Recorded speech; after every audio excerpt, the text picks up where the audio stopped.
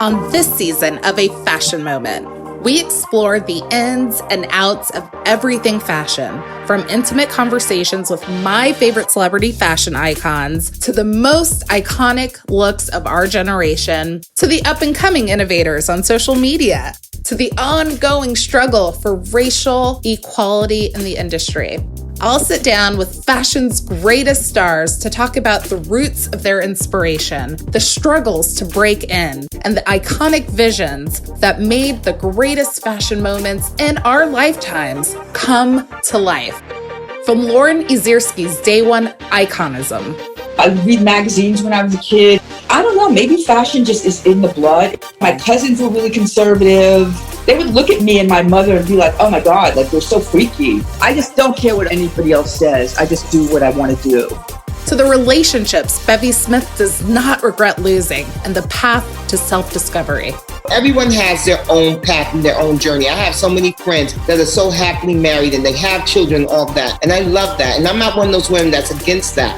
But I know that that wouldn't have been right for me. To thine own self be true is what William Shakespeare says. And for me, I could not have found this Beverly, this little brown Bevy. I could not have found her if I had been in that kind of relationship, because at that point, everything that I was all about whatever they wanted me to be.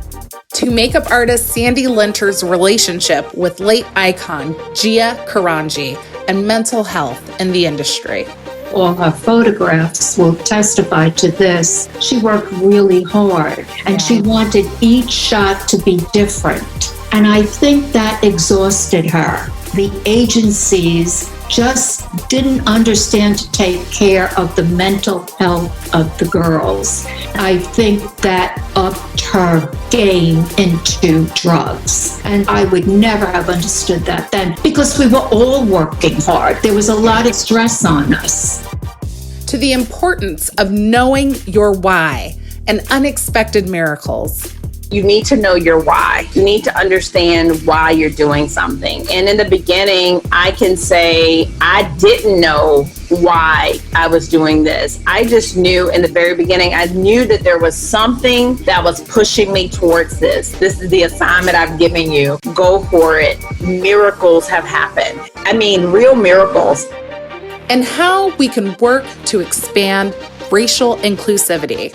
The changes that I've seen this summer and the first couple months of the fall in 2020 have made me more hopeful than ever in terms of inclusivity in fashion, in journalism. In part, all the credit goes to employees at fashion magazines, at fashion labels, in retail, Black employees, other employees of color, standing up and saying, actually, we have power here and we want to see changes happen. If you like what you hear, we'd love for you to join our community of listeners and spread the word about the show. We also want to hear from you. Share your favorite fashion moments and dream guests with us by sending an audio clip or email to afashionmomentpodcast@gmail.com. Or you can tag us on Instagram at A Fashion Moment, and you could be featured on next week's episode. And don't forget to subscribe and leave us a review and let us know what you think. Until then, see you next time for another fashion moment. This recording carries a Creative Commons 4.0 international license. Thanks to Patrick Patricios for their song, Hot Coffee.